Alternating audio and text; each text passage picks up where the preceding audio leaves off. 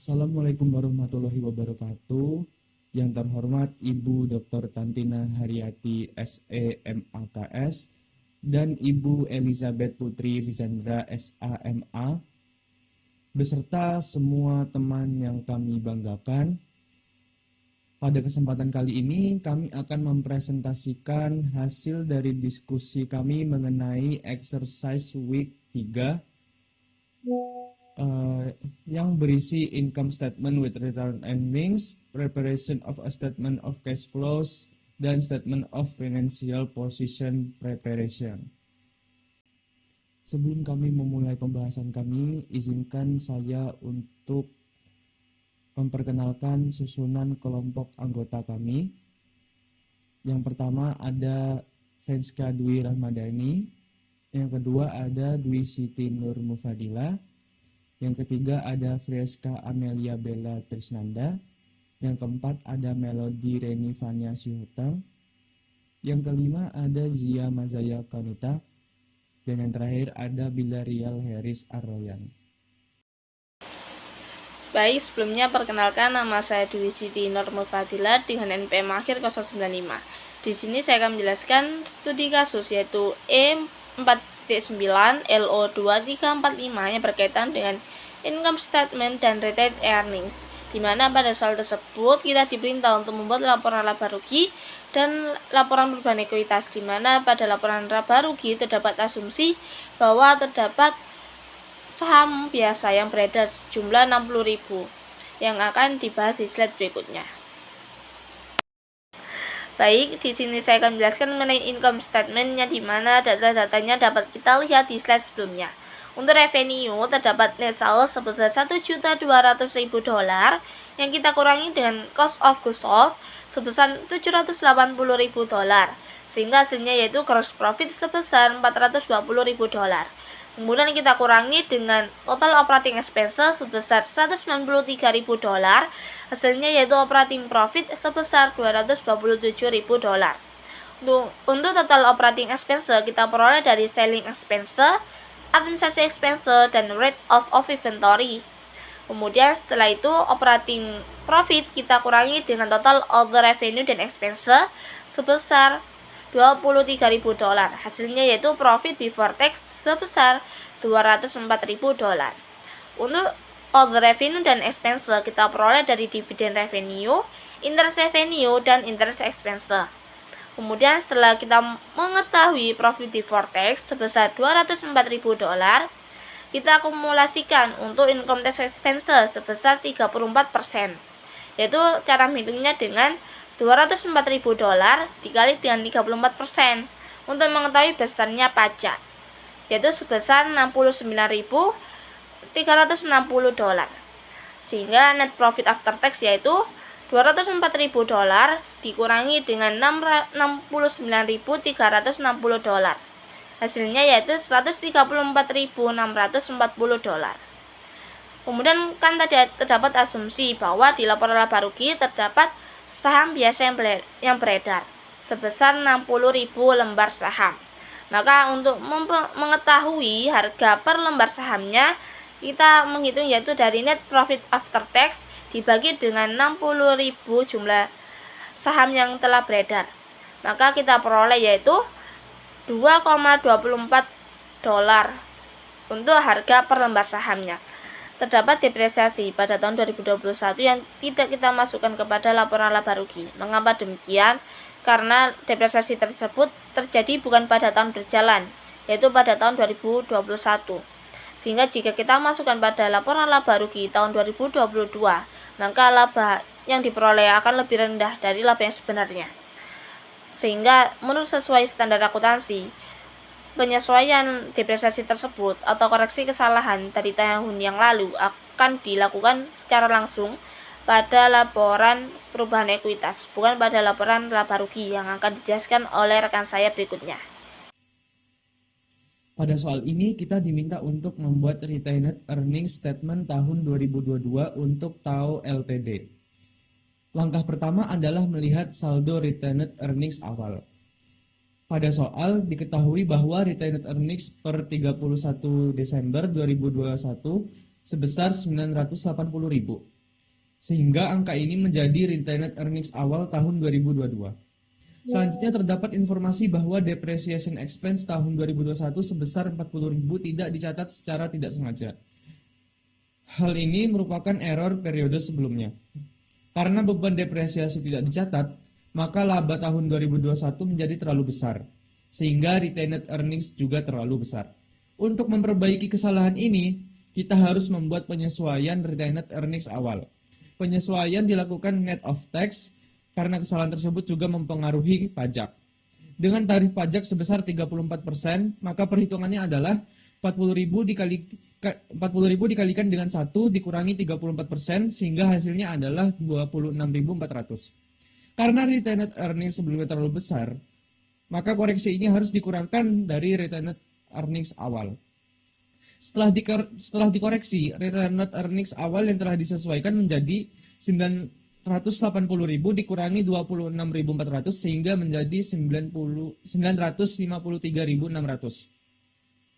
Langkah berikutnya adalah menambahkan net income tahun 2022. Berdasarkan income statement yang telah dihitung sebelumnya, net income tahun 2022 adalah 134.640. Jika angka tersebut ditambahkan ke retained earnings setelah disesuaikan, maka jumlahnya akan menjadi 1.088.240. Setelah itu kita harus mengurangkan cash dividends yang dibagikan pada tahun 2022, yaitu sebesar 45.000. Karena dividen merupakan pembagian laba kepada pemegang saham. Setelah dikurangi dividen, maka return earnings pada 31 Desember 2022 adalah sebesar 1.043.240. Jadi dapat disimpulkan bahwa return earnings akhir tahun LTD pada tahun 2022 adalah 1.043.240 setelah mempertimbangkan koreksi kesalahan periode sebelumnya. Dan net income tahun berjalan dan pembayaran dividen. Perkenalkan, nama saya Franska Dwi Rahmadani dan NPM terakhir 054. Di sini saya akan membahas mengenai soal E.514 LO mengenai preparation of a statement of cash flow. Pada soal ini diberikan laporan posisi keuangan kooperatif Flopes INC pada tanggal 1 Januari 2022 dan 30 Desember 2022. Dari tabel tersebut, kita dapat melihat beberapa perubahan pada akun yang nantinya akan digunakan untuk menyusun laporan arus kas, yaitu dengan akun pada bagian aset, equipment meningkat dari 22.000 menjadi 39.000 dolar, sehingga terjadi kenaikan sebesar 17.000 dolar.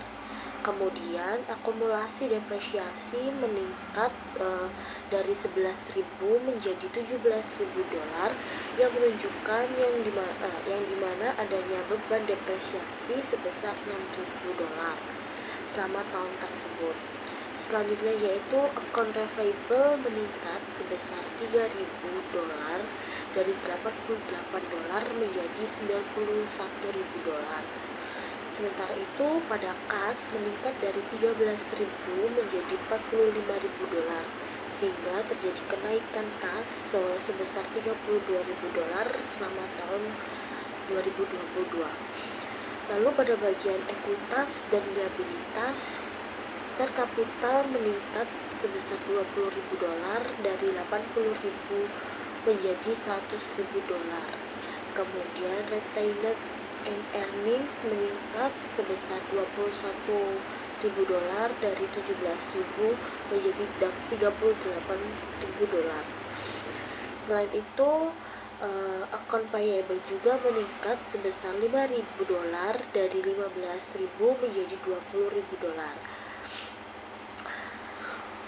Selain data pada neraca, soal ini juga memberikan informasi tambahan, yaitu perusahaan melaporkan laba bersih sebesar 34.000 dolar dan membayar dividen sebesar 13.000 dolar selama tahun 2022.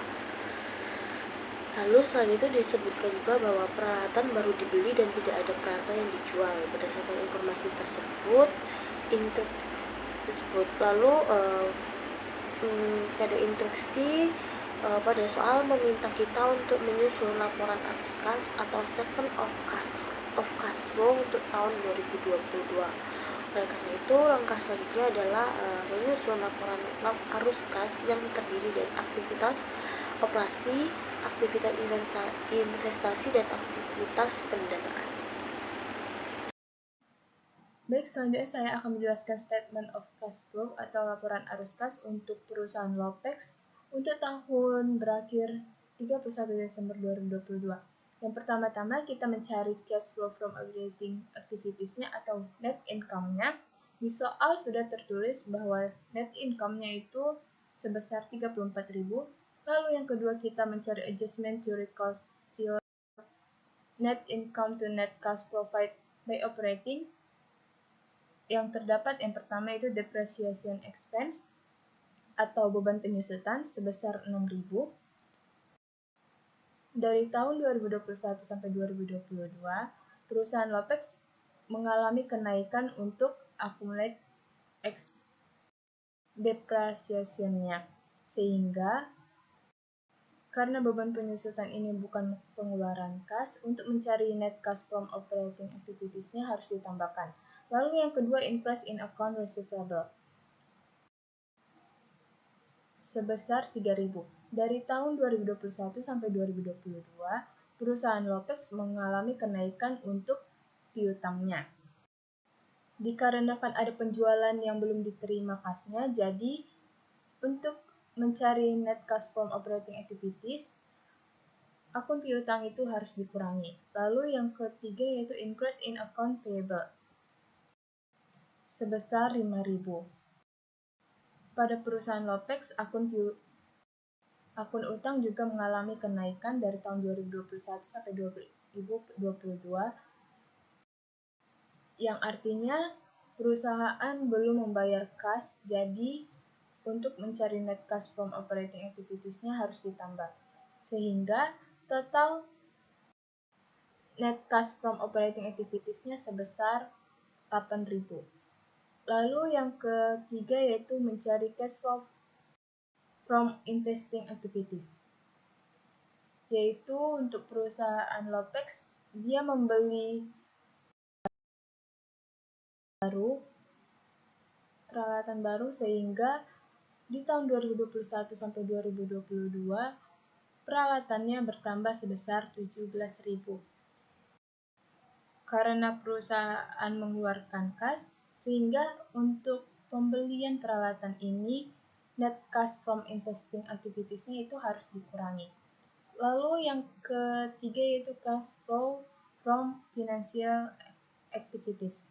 Yang pertama itu ada insurance of share capital sebesar 20.000, yang artinya perusahaan menerbitkan saham baru dan menerima kas sebesar 20.000.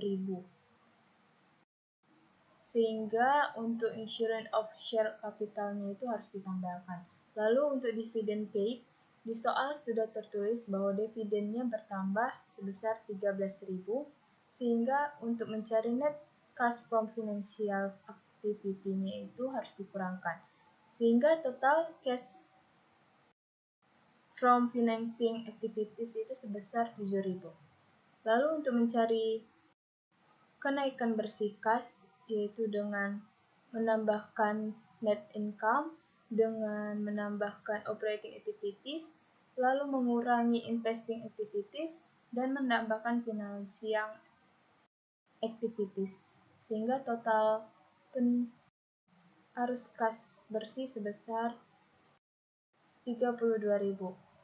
Lalu di awal tahun 2022 terdapat kas yang dimiliki perusahaan pada tahun 2021, yaitu sebesar 13.000, sehingga total kas untuk tahun 2022 yaitu sebesar 45.000.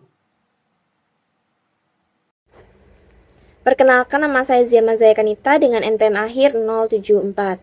Di sini saya akan membacakan dan sedikit menjelaskan soal P5.2 LO1 dan 2 mengenai penyusunan laporan posisi keuangan. Jadi pada soal ini disajikan akun-akun laporan posisi keuangan untuk perusahaan Montoya SA untuk tahun berjalan 2022. Nah, jadi di sini akunnya ini masih berantakan atau belum diklasifikasikan sesuai dengan kategorinya. Nah, untuk instruksinya, kita diperintahkan untuk menyiapkan laporan posisi keuangan yang sudah terklasifikasi dalam format yang baik. Informasi tambahannya, yang pertama, modal saham biasa yang diotorisasi adalah 400.000 lembar saham, dan modal saham preferensi yang diotorisasi adalah 20.000 lembar saham.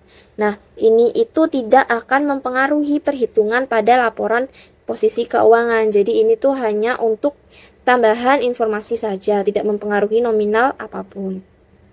Yang kedua, asumsikan bahwa piutang dan utang wesel adalah jangka pendek. Jadi nanti piutang wesel akan masuk ke dalam current asset dan utang wesel akan masuk ke dalam current liabilities. Selanjutnya yang ketiga, biaya dan nilai wajar sekuritas perdagangan adalah sama, jadi tetap. Itu. Baik, di sini saya akan memaparkan jawaban dari hasil diskusi kelompok kami mengenai tugas P5.2 LO12, yaitu Statement of Financial Position. Yang pertama, kita harus memperhatikan judul terlebih dahulu, yaitu Montoya SA Statement of Financial Position Desember 31 tahun 2022.